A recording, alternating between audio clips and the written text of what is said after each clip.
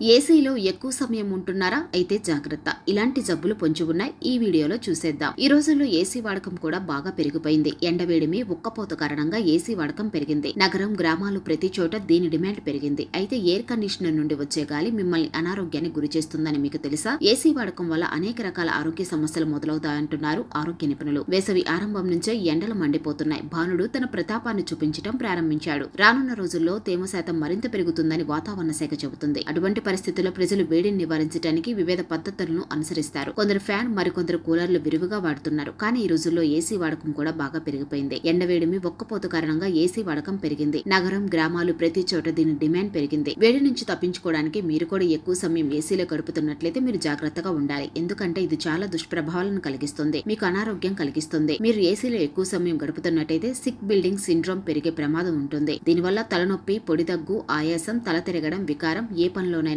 ఏకాగ్రత లోపించడం వంటి సమస్యలు వస్తాయి. మధ్యాహ్నం, సాయంత్రం వేళలో ఏసీ వాడకం పూర్తిగా తగ్గించాలి. ఎక్కువగా ఏసీలో ఉండేవారు తరచూ బలహీనంగా కనిపిస్తూ ఉంటారు. పదే పదే నీరసానికి గురవుతుంటారు. వీటిని నివారించాలంటే ఏసీని తక్కువ టెంపరేచర్ లో వాడితే మంచిది. ఎక్కువసేపు ఏసీలో ఉండటం వల్ల శరీరంలోని తేమ పోతుంది. చర్మం బయట పొరలో నీటి కొరత ఏర్పడుతుంది. దీని కారణంగా చర్మం పగులు ఏర్పడి పొడిగా మారుతుంది. ఎక్కువసేపు ఏసీలో ఉండటం వల్ల చర్మం ముడుచుకుపోతుంది. ముడతలు, గీతలు కనిపించడం ప్రారంభిస్తాయి. వృద్ధాప్యం కూడా వేగంగా పెరుగుతుంది. ఏసీ చల్లని గాలి శరీరంలో డీహైడ్రేషన్ సమస్యను కలిగిస్తుంది. ఎయిర్ కండిషనర్ ఎక్కువగా ఉపయోగించడం వల్ల ఎలర్జీలు, ఉబ్బసం వచ్చే ప్రమాదం ఉంది. ఏసీ గాలి కళ్ళు, చర్మంలో దురదను కలిగిస్తుంది. అందువల్ల ఎక్కువసేపు ఏసీలో ఉండకూడదని ఆరోగ్య నిపుణులు చెబుతున్నారు.